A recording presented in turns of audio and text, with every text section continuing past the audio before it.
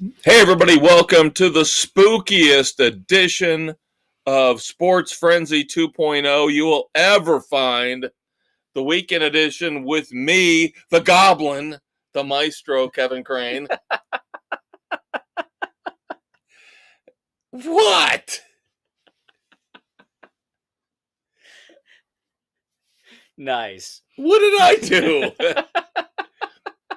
Somehow I said something.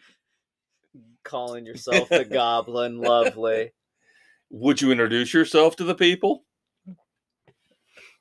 I am the Wraith, Dave Height. Otherwise known as the Conquistador. Welcome to the weekend edition, where we are drinking our Halloween nog. Yes, we are. And going to get you through a fun-filled Halloween weekend edition of Sports Frenzy 2.0 with our pop culture, movies, music, TV, streaming, and stay tuned. Segment 2 is devoted exclusively to our, not top 10, but our top 11 favorite horror movies of all time. That will be something to tune in for, especially if we have a couple more shots. That's right. This could go off the rails quickly, kids. But first off, we have to talk about music. We have an injury on the music front. Wolfie twisted his ankle badly coming off the tour bus last week. Not even on stage. Nope. Did he contact Dave Grohl to ask for the... He did.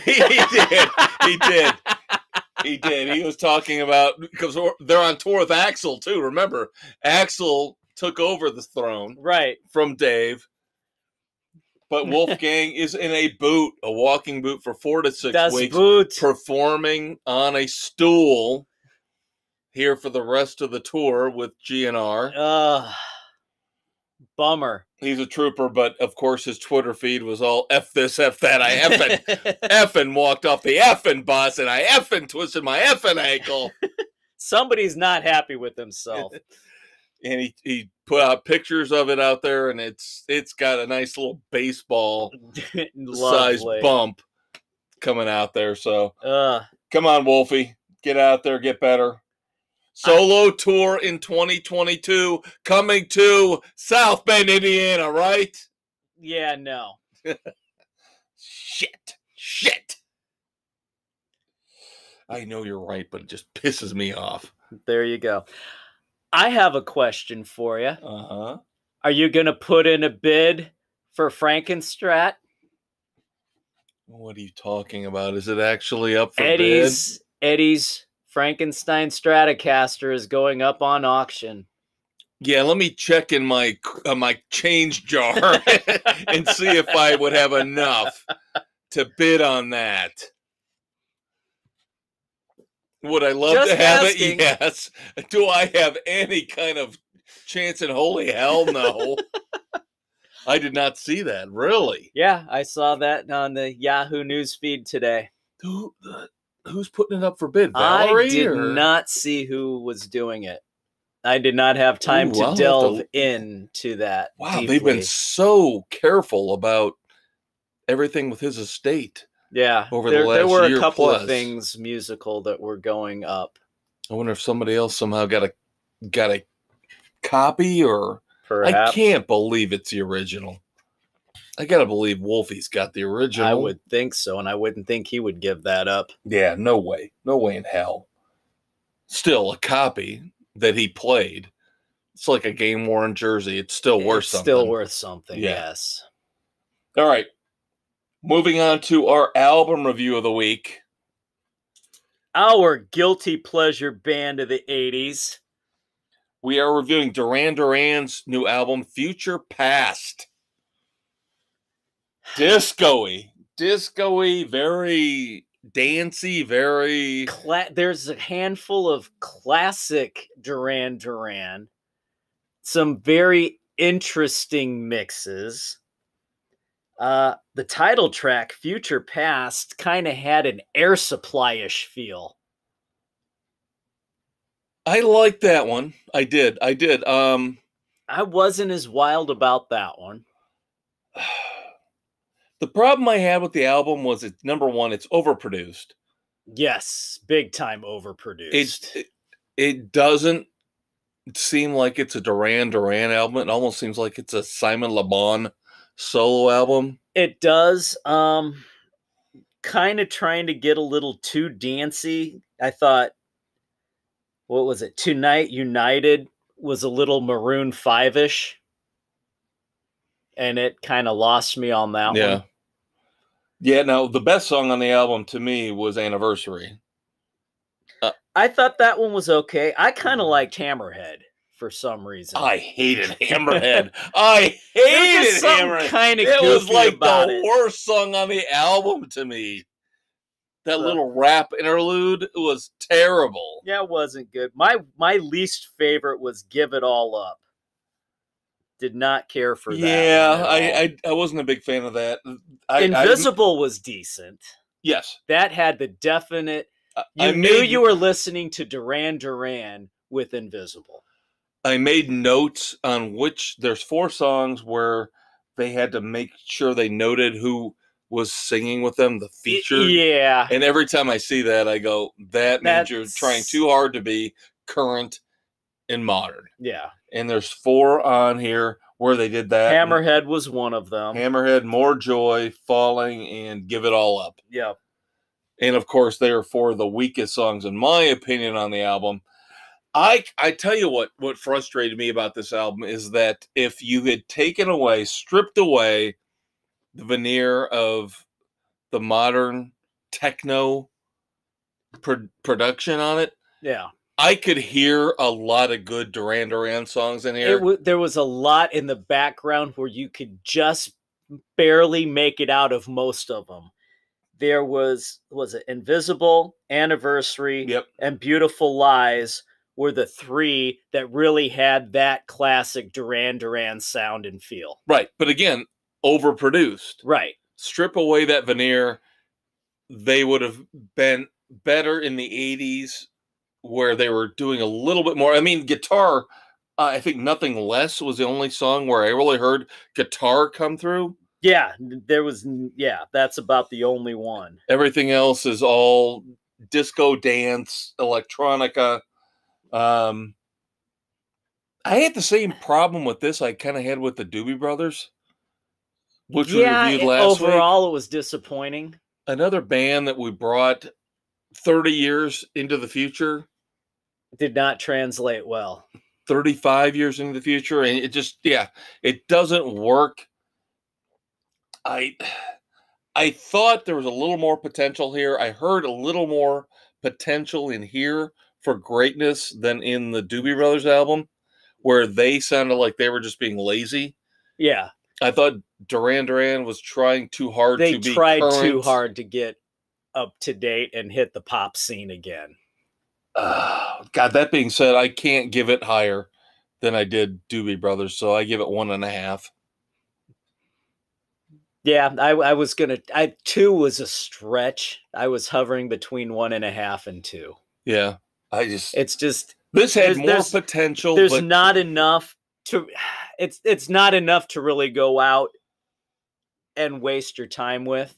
Right. Again, not something I will ever. I won't listen to it again.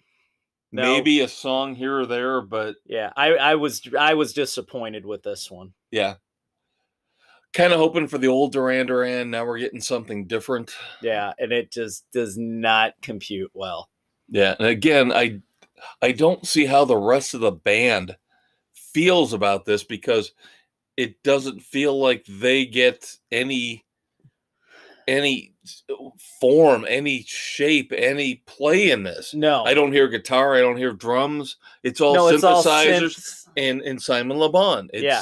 There's nothing. It's like his solo. Right. Under the Duran Duran moniker. Yep. No, I listened to this and then went through and listened to the old stuff, which was so much better. I did the same thing. I pulled up Decade, which I think is their greatest hits compilation. and listen to that, and far and away, there's no comparison. The one song, though, I'm glad you brought this up. The one song, though, at the end of that compilation that harkens to what they became is All She Wants Is. If you listen to All She Wants Is, which was at the tail end of that decade greatest hits package, kind of led into this, what where this they're going into the dance electronica stuff. Yeah. Yep. And it's the weakest song on the album. I wish I had the old Duran Duran back. I do. So do I. Agreed completely. All right. Pass on Future Past. Yeah, soft pass, not a hard pass. There is, again, potential. There's a couple that are, if you hear them, you're fine listening to them, but don't seek it out. Right. Yep. All right, so our single that we decided to listen to this week, Robert Plant and Alison Krauss. This was the second release off their upcoming second collaboration. Yep. After the award-winning Raising Sand back in, 15 years ago, 14 years ago? I think it was 2007. Yeah, it's been a while. High and Lonesome. I enjoyed this one. This was awesome. I think this song is awesome. Bluesy, mellow, hit you in the gut, just can really get into it. I thoroughly enjoyed this one. Yes. I'm giving this dropped into my lap on my Spotify weekend release radar. And I was like, oh, do I really want to listen to this? I didn't really get into the first one. And I'm 3.5. 3.5. That's exactly where I am with this. Plant's vocals are strong. And maybe that's because awesome. Alison Krauss is very far in the background. Very in the background, but my God, this song is just incredible. I just loved it. Like you said, the bluesy, the intense feel to it. This is the best I've heard of Robert Plant in decades. Yeah, this is one of his best vocal performances. Right. And Alison Krauss is kind of a little bit in the background, but otherwise, this is a total Robert Plant solo song. Yeah. And I loved it. Good. I Phenomenal. Loved it. Yeah, 3.5 frenzies for that. All right, we're going to hold off on Local H. I know we talked about reviewing a couple of the cover songs, but I did not realize Dave was going to be able to get access to the full album. Yes, I got the whole thing. So next week we will review Quarantine Mix number 3. Yep. Featuring When Doves Cry and Big Log. Some good stuff. Brandy, kids. You're a fine girl. Yep. So I am going to throw a loop here. Since it's Halloween weekend, we're in the music. Haunted songs or thereabouts. What comes to mind for you? Oh, God. Like a Halloween song? What? Not necessarily Halloween, but horror Halloween type song. Like a scary song? Could be, or something theme related. I'm trying to think. You know, I think this time of year, Monster Mash comes to mind, but of course that's kind of generic. Yeah. There are songs that kind of disturb me. Like there's some Metallica stuff that really kind of bothers me. I remember when I bought Master of Puppets. Master. The whole album scared me. It really did. It had that vibe. Yeah. Well, how about we go with Number of the Beast? Yeah, it goes 666, Number of the Beast. Yeah, that's kind of scary too. And how could you forget Dream Warriors? Well, how about Let the Bodies Hit the Floor? Let the Bodies Hit the Floor. Trick or Treat? Oh, Fast Way. Fast Way. That's a good one. That's an awesome call, my friend. Underrated, unbelievable soundtrack. Fast Way never got the credit they deserved. They did not. Rock and roll, rocking after But midnight, steal your soul. I've heard their lead singer does not acknowledge his time in Fastaway. He wants to be known for flogging Molly. Well, I want to flog Molly too, but that cost you extra. No, on a serious note, that's not cool. No, Fastway, they had two or three great really albums. Damn good stuff. So. You take the first album's a classic. Exactly. Trick or Treat's I went out of my way about 3 or 4 years ago to finally buy the CD of the soundtrack for Trick or Treat. Yeah, I had to have that theme song. That's just killer, no pun intended. But killer. Great call on your part. Absolutely great call. Yeah. No, I would, but again, Metallica's Master of Puppets just scared the bejesus out of me when I listened to it. And I was like, this is the future of rock and roll, you know? And now, looking back, well, now timid little maestro. Maybe I was thinking, I could have been kind of comparing and combining the album cover for Kill 'Em All. Oh, with the bloody mallet. Bat. Yeah. So I might have been thinking of that and then listening to Master of Puppets together with that image in my head. It might have been like, okay, I can't deal with this. This is too much. Too much for me. But there is a lot of satanic metal out there. Yes. That's really scary and graphic. And no thanks. No thanks. There you go. All right, so next week we will do, as I mentioned, Local H's covers album, Quarantine Mix number 3. We will also have 2 singles for you. Jack White's new song, Taking Me Back, which is on the soundtrack for the new Gears of War video game. And then, of course, Slash, unbelievable performance that we saw at Lucas Oil. Best guitar performance live I've ever seen in my life. Absolutely freaking phenomenal. And kudos, he's back in the studio. He's already got an album done with Miles Kennedy, the hardest working man in rock and roll. Oh my God, the man is insane. So Slash with Miles Kennedy and the Conspirators, their new album 4 is out February the 11th.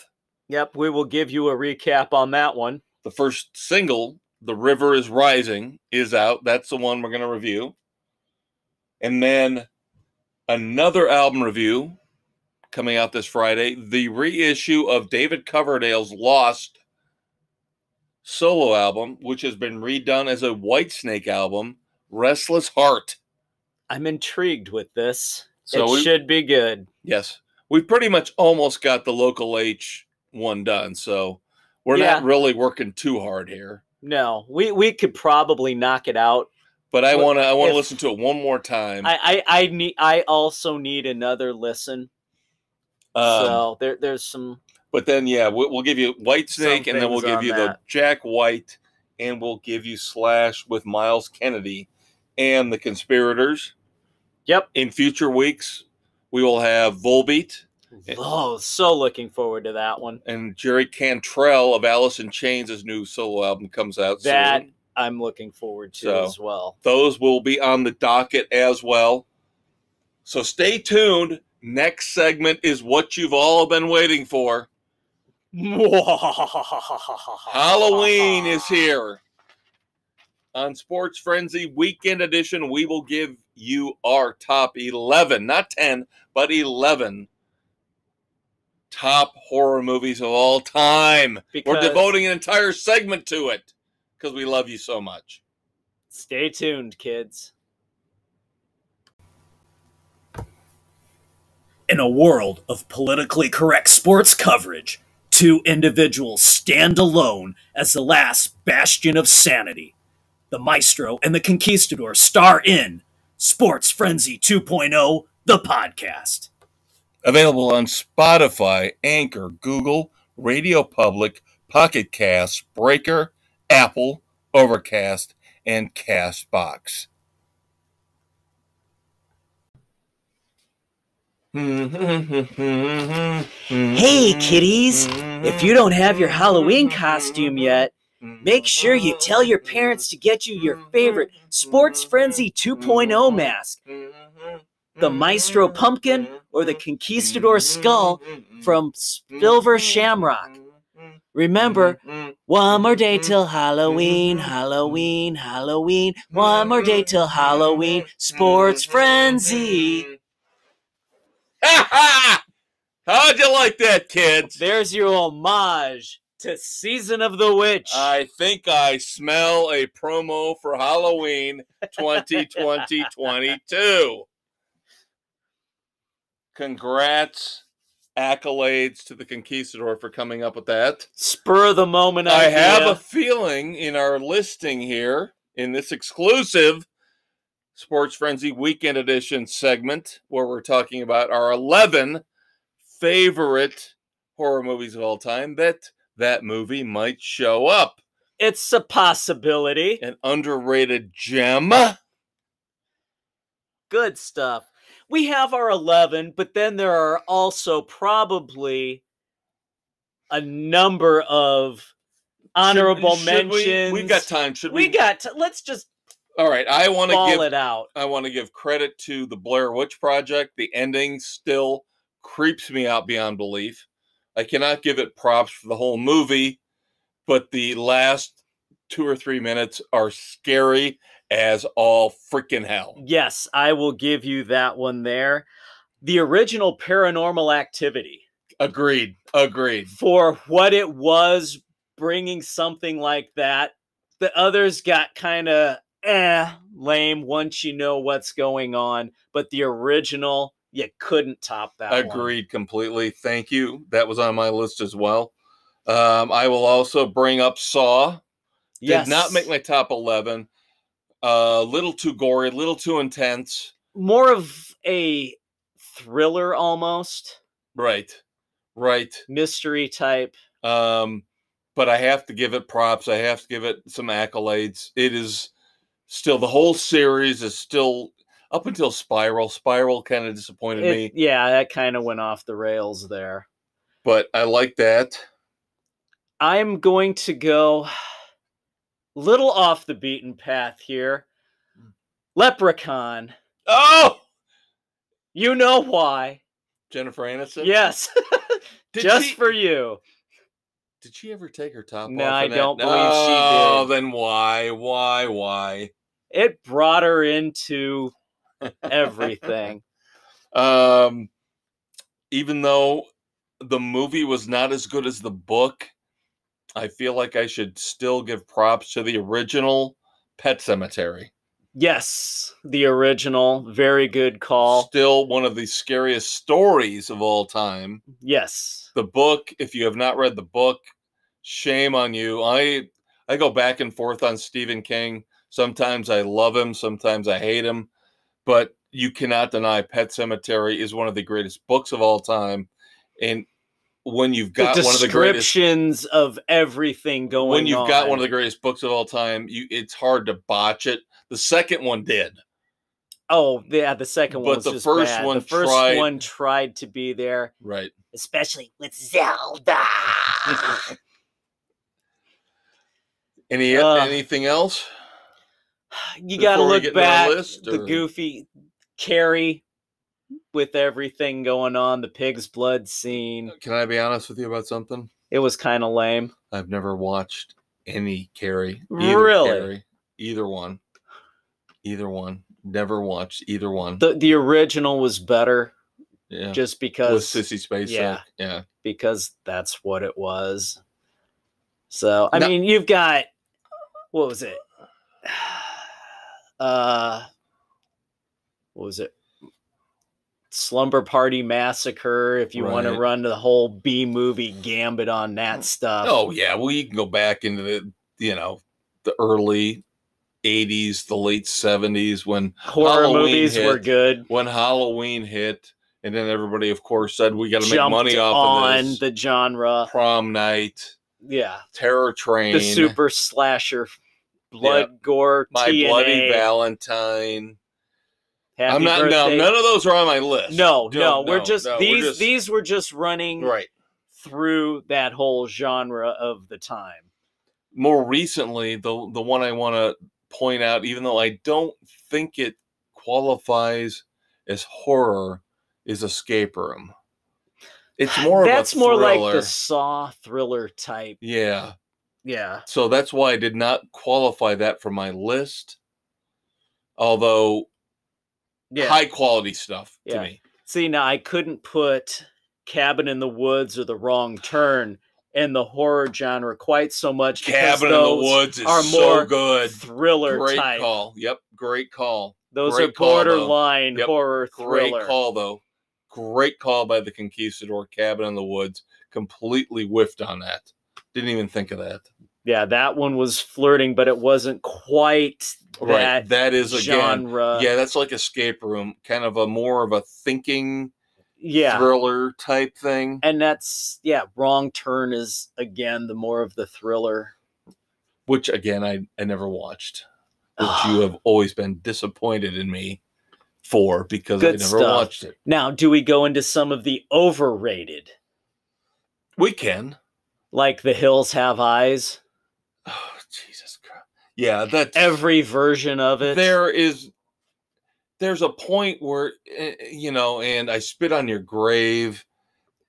That's more of a drama thriller degradation type. Is not horror. Yeah, Spit on Your Grave is not a horror. That's more Hostel is another one. Hostel was... I thought that was terrible. Yeah, let's wind up with just throwing a rubberized fried egg on somebody's face for a special effect. I don't understand. This is the kind of stuff where Hollywood ends up being hypocrites with movies like Hostel and The Hills Have Eyes and I Spit on Your Grave, where... And how about most of the movies pseudo horror movies that have come out in the last 10 years that have not even come close to living up to anything? Well, a lot of those have just been retreads and reboots. Yeah. Of all the movies we're talking about. Well, the one that I had high hopes for was The Witch. Yeah, you've told me ever since you saw that. Freaking disappointment on multiple levels. Well, and I have told you over the last year, and my daughter said she saw Hereditary and said that was terrible. And then I saw the follow-up from the same director, Midsummer. Midsummer is a piece of freaking crap on toast. Yeah. Reminded me of The Wicker Man with Nicolas Cage, which was another piece of crap on toast. There you go. So they can't do a decent horror movie anymore. They have to redo the ones we're going to be talking about here. Yes. All right. So number 11. Yes, we're going 11. If you don't like it, bite me. We decided 11 was a good number. You have more of the order. Mine are in really no particular order. I just jotted down my 11 favorite. All right. Well, I went in order. So 11 is Phantasm. I have that on my list as well. I find the steel ball with the two spikes wanting to drive into your skull absolutely terrifying, awesome, fantastic. Great stuff. All right, this one actually would be in order of my top 11 as number 11. The pseudo horror Saturday the 14th. Richard Benjamin. Yes. More of a horromedy than anything else. Has to be there. Nice pick. Now my number 10 would be the classic. I'll spoil my list a little bit here. I will not go with Friday the 13th. I will not go with the original Halloween. I look at those as the three.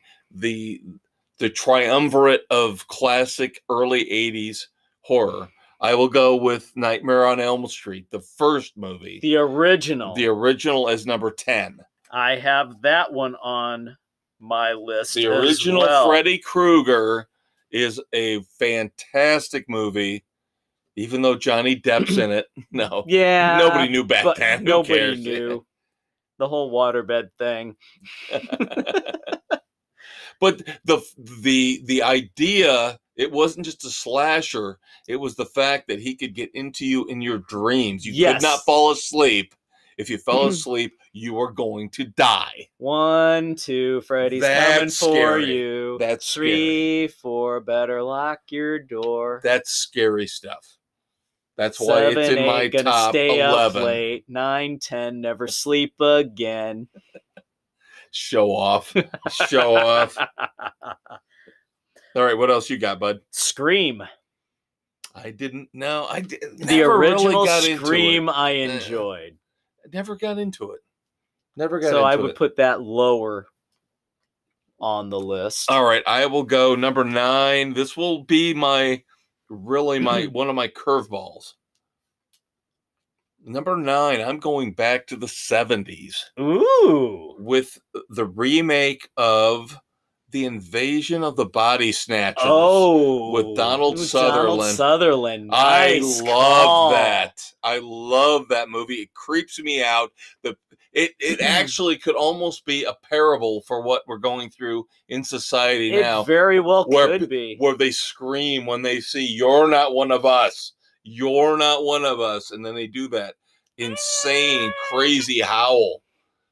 I always loved. Speaking of howl, I couldn't put the howling in there. No, that's all about werewolf sex. Yeah, that's just disturbing on many levels. But yeah, that's more of a bestiality mainstream. But yeah, Invasion of Body Snatchers, and if you haven't seen, again, and there's more remakes coming. Hint, hint, wink, wink. This is a remake of an older sci-fi classic, but this one was a great 70s parable for paranoia in America. Yeah. And I loved it. I thought it was fantastic. Yeah, kind of brought that McCarthyism feel. Yep. Shocking. Kevin McCarthy, I think, was in it too. So, all right, going back further, it's a classic. It's got to be back there. Friday the 13th. No, see, I told you I wasn't going to put that on my list. I kind of had to. My problem with those movies is that they are so... It's one of the original slashers. I know, but it's so generic. You know? Stupid teenagers doing stupid things. Oh, let's have sex and hope nobody kills us. Even though there's a maniac running around loose in Camp Crystal Lake. So I'm thinking my list is more highbrow. Probably could be. So number 8 on my list. Stephen King. A curveball again. Christine. Almost put that one on there. Very good. Killer Car. The Killer Car. What a phenomenal movie. This movie was 10 times better than the book. Yep. Where I was talking about Pet Sematary as a near miss earlier because the movie didn't live up to the book. In this case, the movie was better than the book. Yes.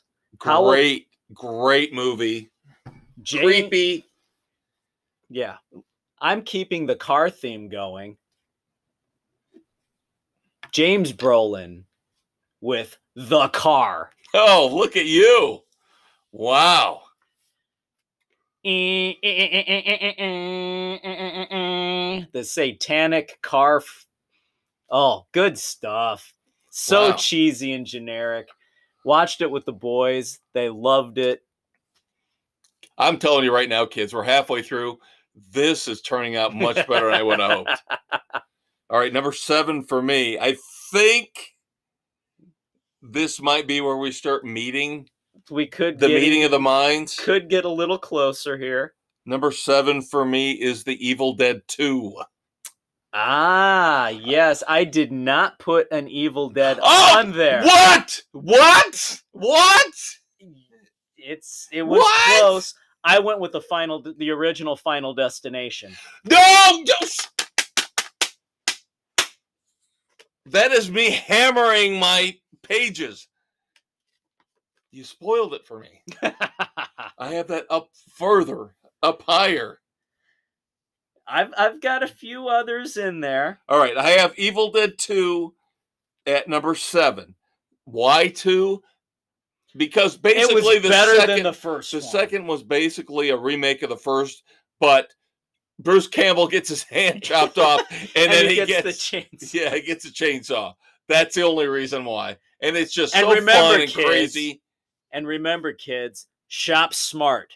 Shop S-smart. Bruce Campbell, one of the most underrated national gems. Not in my household. He's up there as the pantheon of great actors. All right, I think you'll like number 6 on my list. Reanimator. Reanimator is one of the funniest, goofiest, horrific horror movies of all time. Jeffrey Combs. Oh, so good. I did not have that there. I've got Serpent in the Rainbow. We talked about this last week where we hinted at what we were going to pick. We said there was going to be a lot of John Carpenter, and that's turning out to be true. Yeah. Serpent in the Rainbow is that more psychological horror with the whole voodoo thing with Bill Pullman. So that leads me into number 5, but geez, another John Carpenter movie. I have Prince of Darkness at number 5. Prince of Darkness is on my list as well. And if you kids have not seen Prince of Darkness,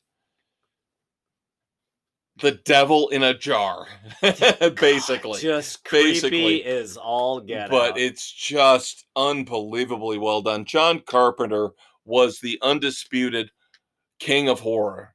You know, you can talk about George Romero in terms of zombie movies, and that's another one that I should have put on my near miss. The original black and white Night of the Living Dead. Yeah. That one should have been a near miss.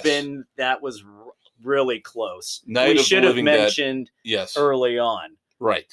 So, sticking with Mr. Carpenter, The Thing. That was borderline sci-fi horror. I had to go with The Thing on the list. And I know it's on there for you. What number for you? You just spoiled my number 1. You just spoiled my number 1. My number 1 pick is The Thing from John Carpenter. The greatest horror movie of all time. Phenomenal. Not even close. Kurt Russell, Keith David. The scene where they have to test the guys with the hot wire in the blood is the most tense scene I've ever seen in a movie in my life. So good. You don't know who is infected, who isn't. In a minute, they find out, get me out of these fucking rooms! Get me out! Jesus! Because you're tied next to somebody who is. Yes. One of these just gross, despicable, nasty alien creatures that will eat your head. Pretty much that sums it up. All right. So now you spoiled my number 1. Thanks a lot. With pleasure. I was going to go number 3. Well, should I go 4? Let's go 4. Go 4.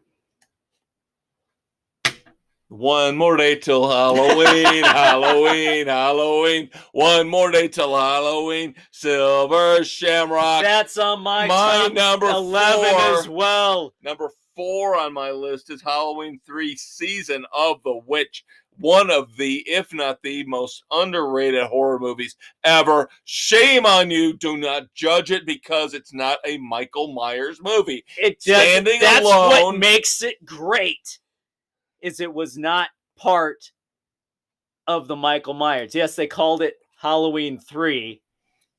They should have just called it Halloween Season of the Witch. They wanted to make it an anthology at that point. But the anthology didn't work if Michael Myers wasn't in it. And that's why people did not like it. Right. Which is they should have just kept the 3 off of it and just called it Halloween Season of the Witch to stand on its own. Because if you take it on its own, it is creepy as hell. It is creepy and brilliant. And it fed into my deepest, darkest fears. When they put that family in that room and play, and the snakes and the bugs and everything are coming out of their mouths, I'm like, oh my God, I'm done. I'm freaking done. Imagine the Willy Wonka tunnel on the boat.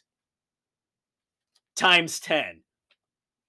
And that's what you got. Literally, that was the scariest moment I've ever seen because it played into my fears in movie history. When they've got those people in a room, a test room, we're gonna show you a commercial and see what you think about it. Put these masks on. Oh my God! Oh Jesus God! And now they come back with Halloween Kills, and they allude back to the Silver Shamrock masks. Oh Christ! Oh my God! Oh my God! Brilliant to bring that back in on that. Oh my God! All right, you mentioned Final Destination, right? Yeah, my 11 are done after we've gone back with what you've mentioned. All right, I'm almost done. I was going to cheat on Final Destination. I was going to take the whole series because the whole series... It kind of does build upon itself. Dovetails together. It builds and builds and builds. So my number 3 was going to be the entire Final Destination series because it's really hard for me to separate one from the other. Yeah. Because I don't want to spoil anything, but if you haven't watched them, you have to watch the whole series beginning to end. Right. And just watch the 2 girls in the tanning booth singing Roller Coaster. But the Final Destination movies are so brilliant and so well done. The thought that had to go into each and every one and to continue from one into the next. I mean, my God, I can only imagine what the writing room and the notebooks look like. Right. With all the arrows and notes. As many people have said, this is Mousetrap, the game Mousetrap for horror. Yes. You know, and that's what makes it so great. I can't differentiate, so I put at 3 all of the Final Destination movies. Cannot argue with that. Now, like I said, I've got Final Destination as I had on my list. All right, so the last one I've got, so you're done. This could be an argument. This could be, are these horror movies or are they not? I cheated again. Number 2 on my list are the first 2 Alien movies. Oof. They scared the crap out of me when I was younger. That's the again, like the thing, is it borderline sci-fi or horror? See, that's the thing. I have the thing at 1. I have Alien and Aliens at 2. I know. I know it's a tough call, but this is the list. This is what I came up with. There you go. Kids, you let us know what you think. I'm telling you, Aliens... I would have to... I don't know if it scared me, but it was so intense. I was like, oh, Jesus Christ. Game over, man. Yeah. Game over. Bill Paxton. That's the scene in Aliens where I'm like, I'm with him. Game over, man. Game over. Because it was, you're like, others. What the hell am I going to do against this? Yeah. The first one was more intense because there were fewer people in a more confined space. And you still had to figure your way out. Yeah. The second one was, you got military battalions that can't beat these aliens. Yeah. But you still got to figure your way out. I will give more the first one being horror, the second one being like more the action? sci-fi action. Well, you've got Ridley Scott versus James Cameron. There you go. So are you negating my number 2 pick? I will give you Aliens, the first one. The first Alien. The first one as the horror. Okay. The second delves more sci-fi action. All right. I'll take that. I'll take that. Now, question. Other than your Saturday morning old 30s, 40s, 50s, 60s pseudo horror movies that you'd watch on your local Saturday morning programs, what was the first horror movie that you saw? Boy, that's tough. That is tough. I'm going to cop Or the out. first one that made an impression on you that really was the one that freaked you out. This is going to sound like a cop-out. But I will go with the original Night of the Living Dead. That was not my first. When I saw, them eating black and white intestines and guts, that's the first one that really stuck with me. Again, I know Halloween, everybody's going, what is Halloween on your list? Again, you give credit. It's like the Beatles in rock and roll. You give credit to the original, but people have done better since then. So what's yours? The Children. This one. The bus? The bus that goes through the toxic cloud. Yep, I remember that. And it infects the kids, and their touch is like acid on their parents. Yep, I remember that. Yep. That was the first one that really hit as creepy, freaked me out, and made that impression for wanting to see more horror. I was like 10, and it was on HBO, and my folks were out, and the babysitter was over, and we were trying to find something, and that was on. I'm like, okay, let's watch this one, and we did, and oh my God. I literally watched part of that a couple years ago. I remember watching that. Yep. Yeah. Yep. Really creepy, and yeah. But for some reason, I keep going back to the original Night of the Living Dead. Because it makes me I didn't see that until well after I saw this. Well, the thing that sticks with me about that is that, as we always joke about with our kids and talk about, how would you survive a zombie apocalypse? So even when I watched that the first time, I was thinking, what would I do different than they did to get out of the situation they're in? Right. Could I outrun the zombies? Where would I go? What would I do? And again, the thing is, give yourself options. You don't barricade yourself in. No.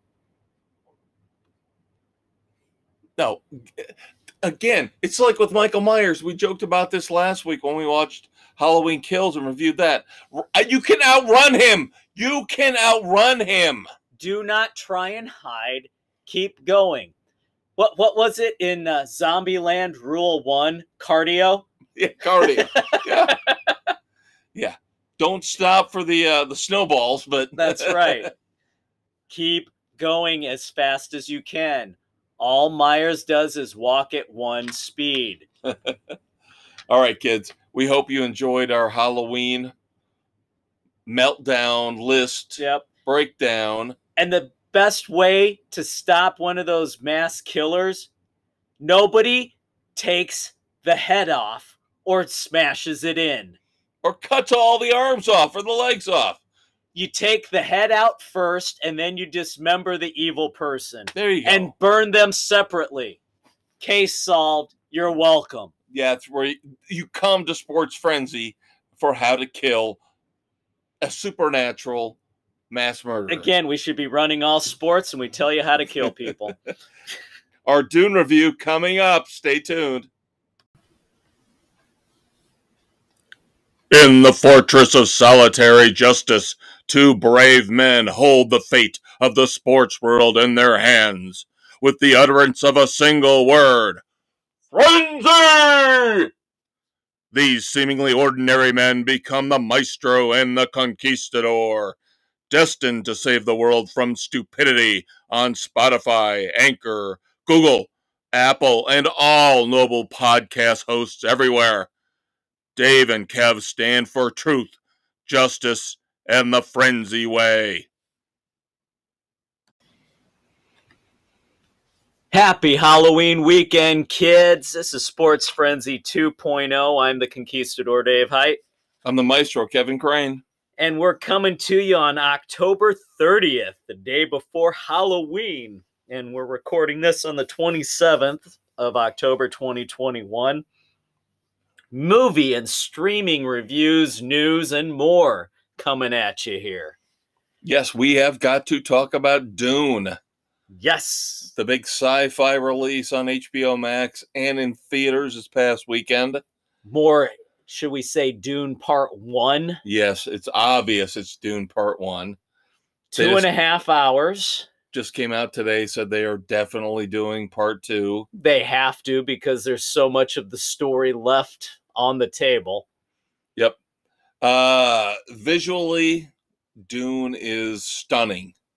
Oh my God, the effects are great. Yep. The sets are phenomenal.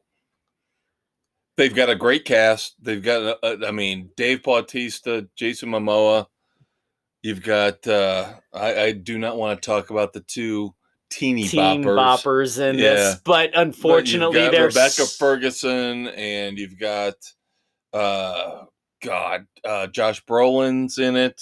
Yeah, you've got a great cast, but you have to mention the teeny boppers because the story centers around them. And that's what ruined the movie for me. Honestly, ruined the movie for me was that you take away it. I could break Dune into, as Dave said, it's Part 1. It's very easily, very simply, this is Dune Part 1. It is not a linear story in terms of beginning, middle, end.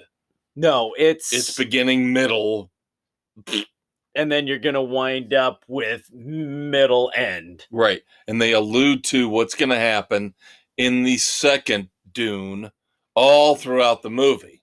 Yeah, you get the flashbacks or the visions that the boy has. Right.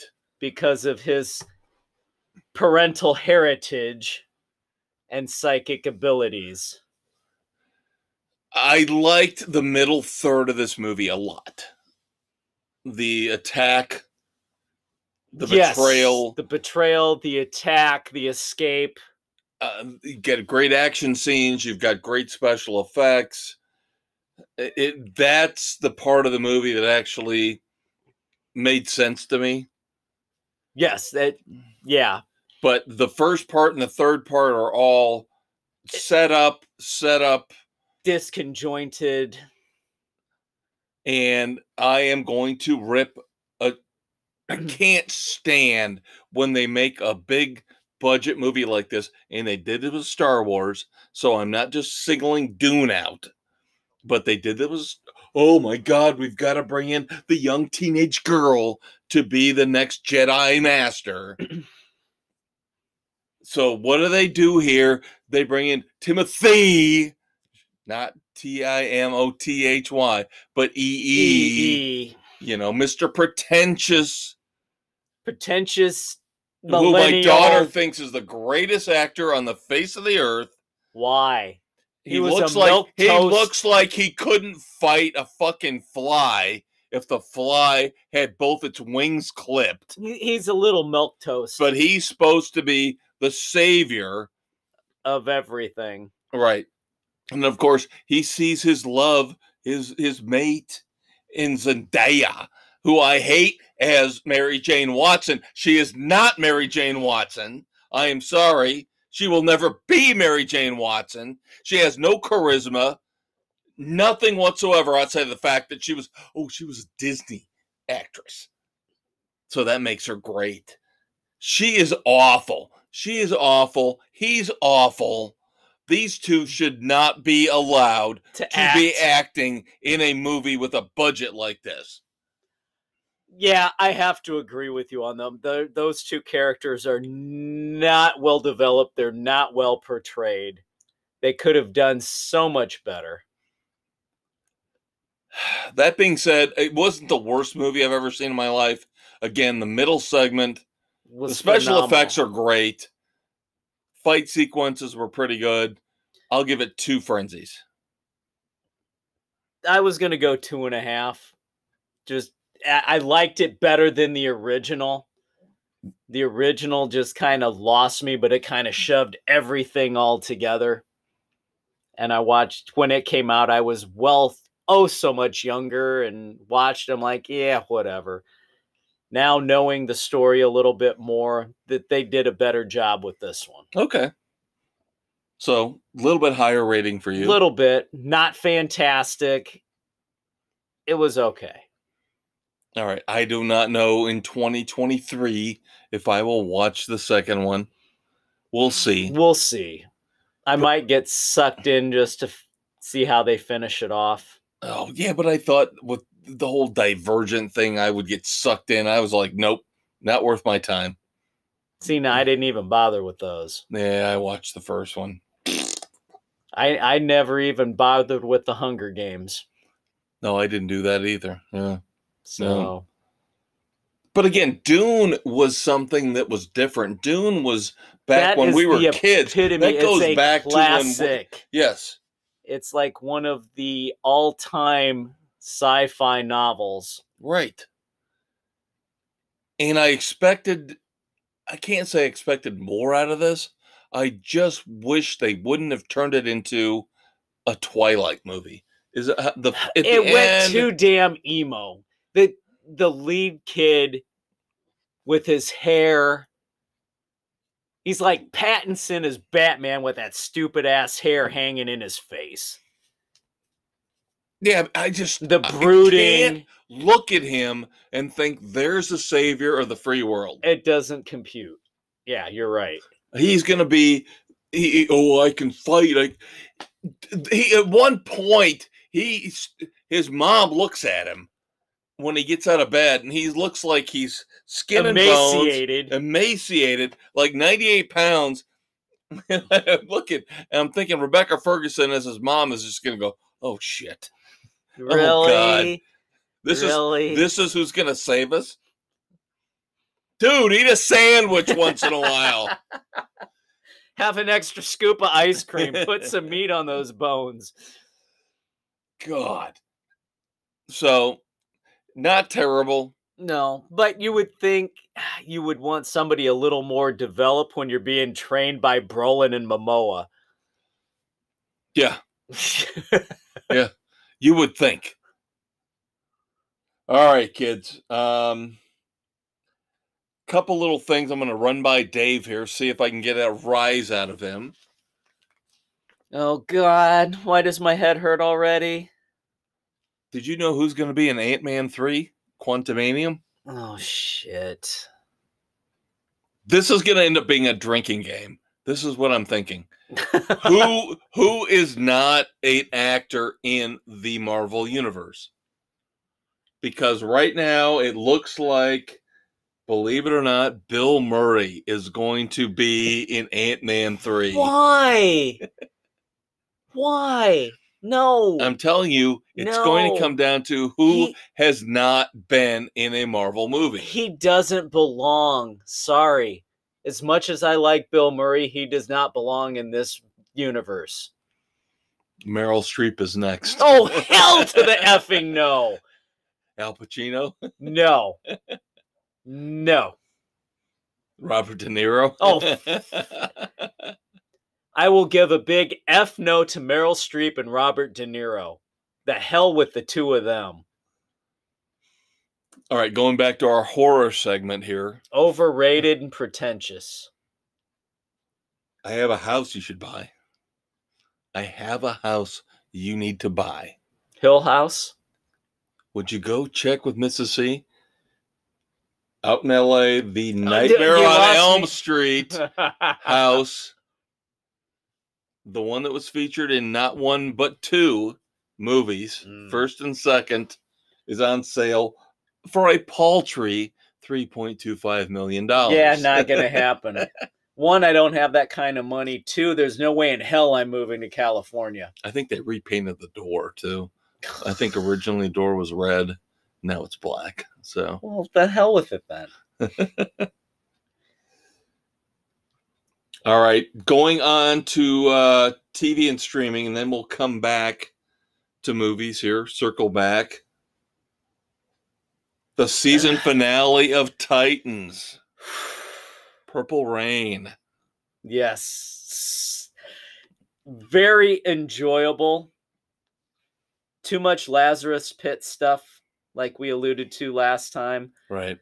Although it was kind of needed for the final resolution of this one. And I have to agree with my youngest that we're very disappointed we didn't get to see Scarecrow in the full outfit.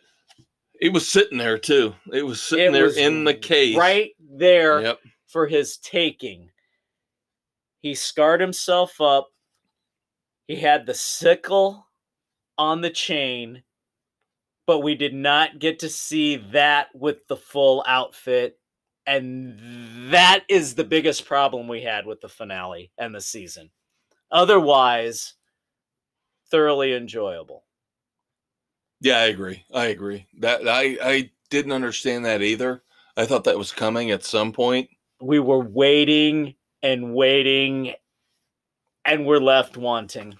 And I was kind of happy that they didn't end up taking that Superboy tangent where it looked like he was going to go dark. Full Lex Luthor. Where it turns out, whoops, I just made a mistake. Yeah. Sorry. I didn't mean to destroy your ship. I got a little selfish, but I'm going to make it right. Tim Drake is now on board as a Titan. Yep, invited on full. Eventually will become Robin. Yep. Anybody who has read the comics knows that. Yep. Jason Todd reached vindication. They came to a resolution there and a mutual understanding and went their separate ways. I'm sure we have not seen the last of the Red Hood. No. Season 4 coming hopefully next year.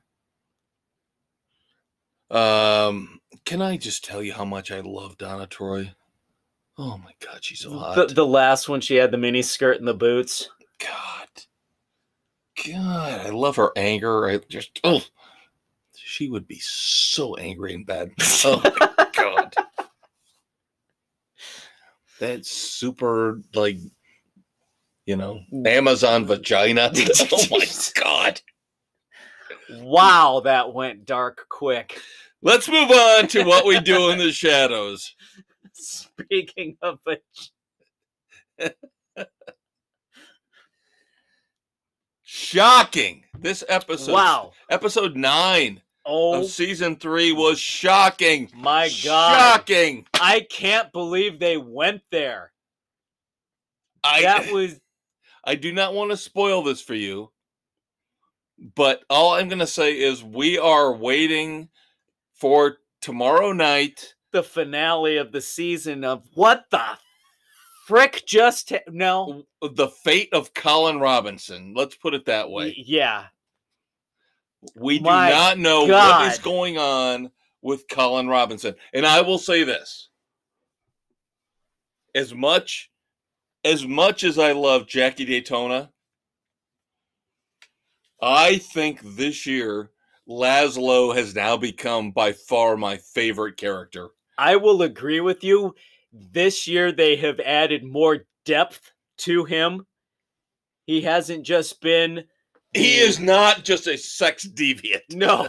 He has actually shown compassion for his fellow vampires and for their familiar / bodyguard. I think he will be the one in the end, whenever that comes, hopefully years and years from now.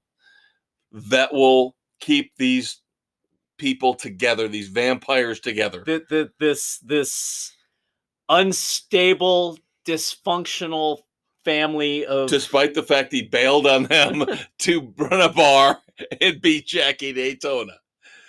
But this year he has come back. And this has been a solid year.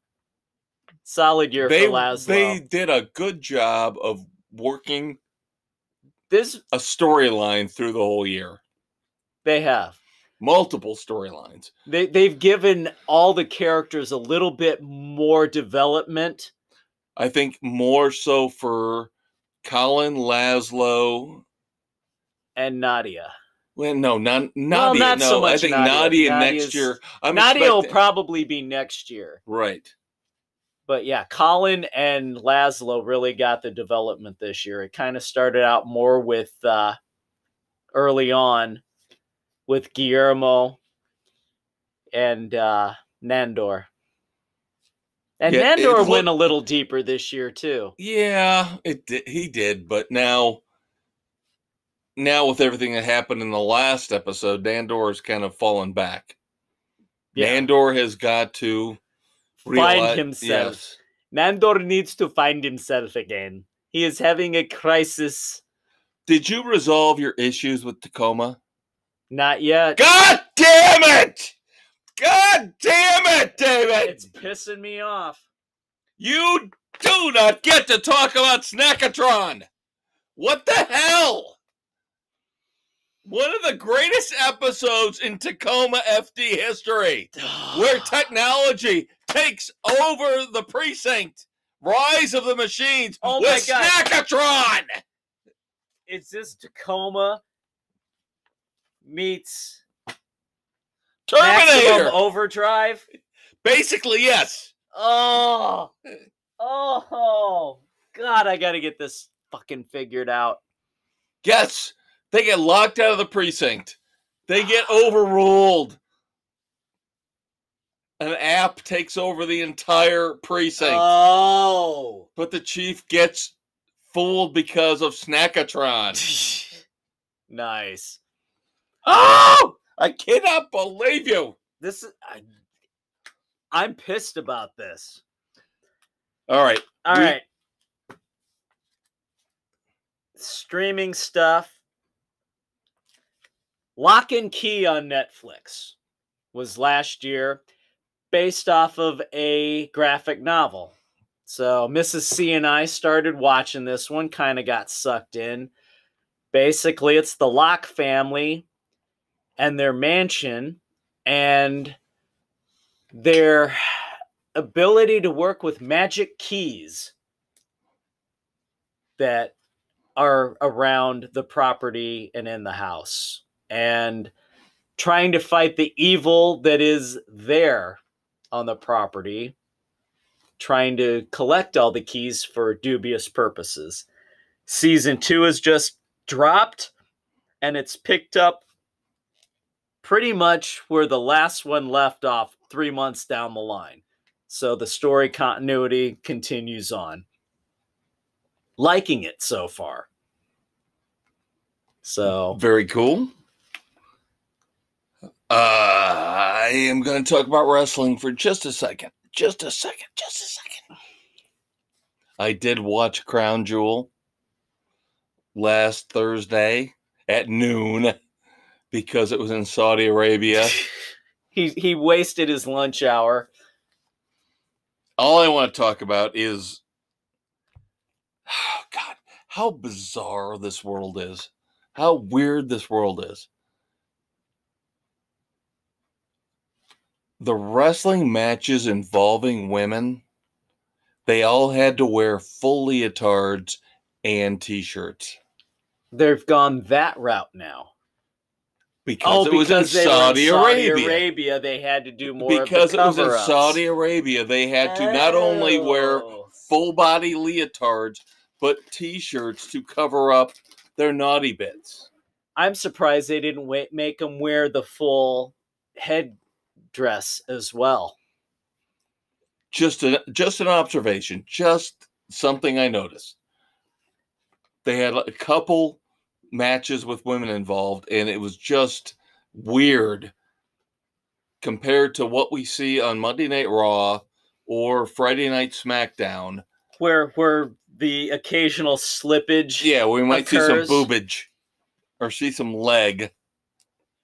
Or they were covered from ankle to neck completely and totally. Wow. Very intriguing. All right. Moments of silence, of course. The big story of the week in entertainment, unfortunately, involved a death. And that would be the director of photography for the movie Rust, Hanya Hutchins. Yeah, that whole situation is just not good. I don't care what you think about Alec Baldwin. I don't like him. I like him as an actor. I love him as an actor. I hate him as a person. But you can't, I don't see how they're hanging him out to dry on this. A lot of what I've heard around this set is they were very cavalier with their attitude about the firearms, and their armorer had issues in the past not doing things properly, and in no way, shape, or form should any live rounds have been anywhere near this set. And according to reports, they were all over the place. And I'm sorry, but even as an actor, you don't trust the armorer complicitly. Any gun owner knows you always double check before you do anything. Always assume that the gun is loaded with a live round. And I'm sorry, but Baldwin should have checked as well before doing anything. So as a there's the whole situation.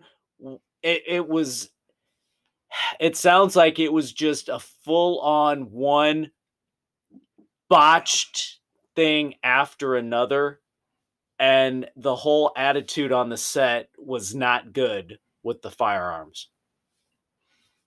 So as a firearm owner, it's negligence. On whose part? On the armorer, on Baldwin, on everybody involved with this. It was a complete breakdown. They didn't hire the right person. The person handling the firearm should have double checked everything to make sure it was on the up and up when they were handed it. And the safety precautions were not in place for what they were doing.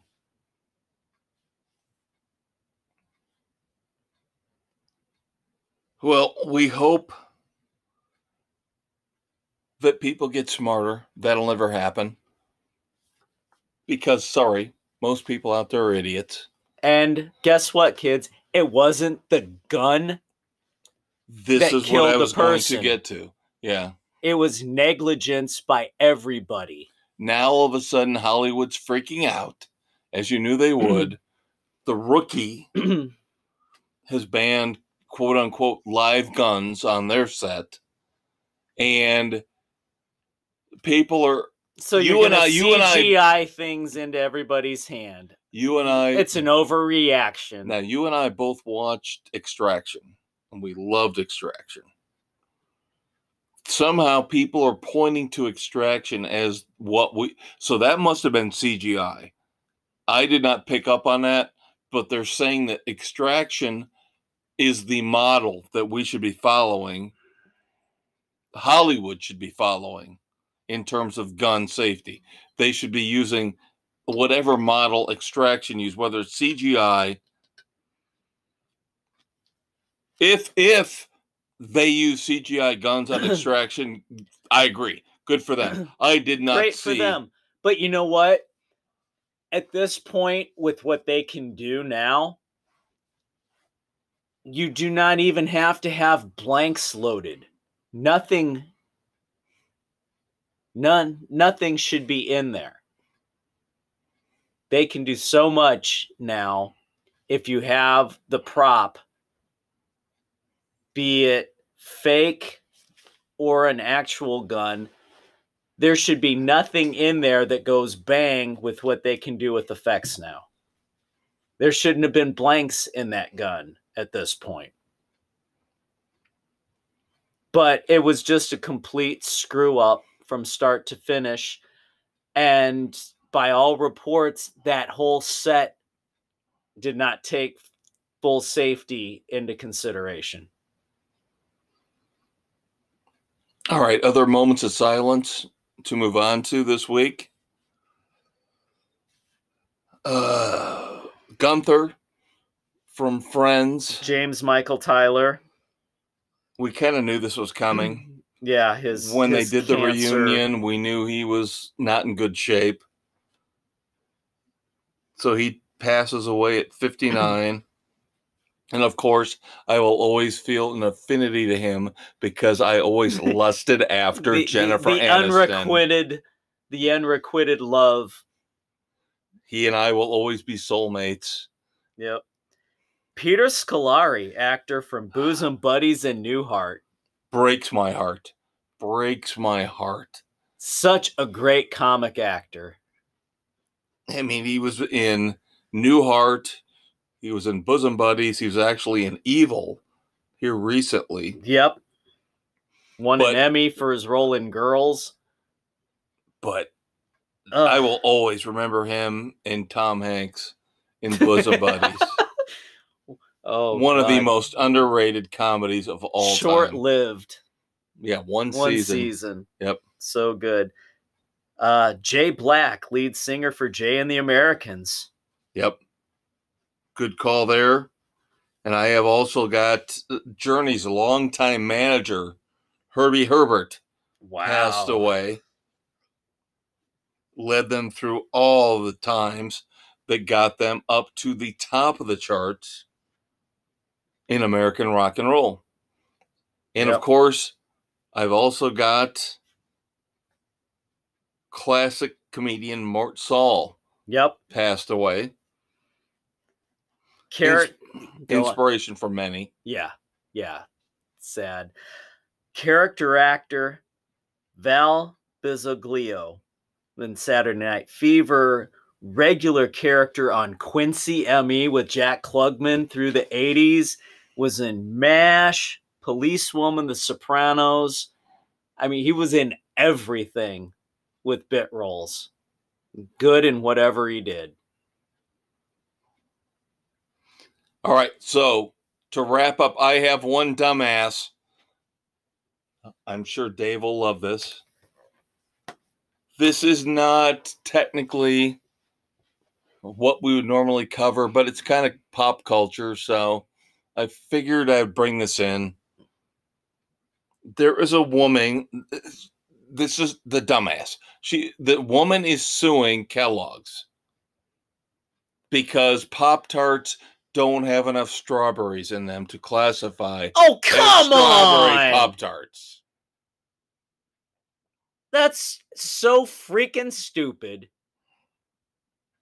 A strawberry Pop-Tart is a pastry with a strawberry flavored jam inside. Everybody knows is saying that strawberry flavored jam does not have enough strawberries to qualify it as a strawberry Pop-Tart. She's a freaking moron and needs to be taken out back and hung by her neck until unconscious. The thing is, it's funny, is that I did some research on this. God help me. You know, that tells you how much it's a freaking Pop-Tart. No, what they do is they mix other flavors to make strawberry. So they mix like apple and blueberry to make strawberry. But the fact, this is like the woman who sued for the hot coffee at McDonald's. It's like, don't you waste our goddamn money and time doing this shit. Just eat your frickin' Pop-Tart and be happy, you, or find something else. Toaster strudels! I have toaster strudels! That's what I was going to say. If you don't like the frickin' Pop-Tart, buy a damn toaster strudel. Or make your own frickin' strawberry pastry, you lazy bitch. No, $5 million. I'm going to sue Kellogg's because I don't like the content of my Pop-Tart. And on that note, happy Halloween from Sports Frenzy 2.0. Boo. Yeah. Eek! Watch your favorite scary movie. Watch one of our favorite scary movies. We'll talk to you next week, kids. Take care.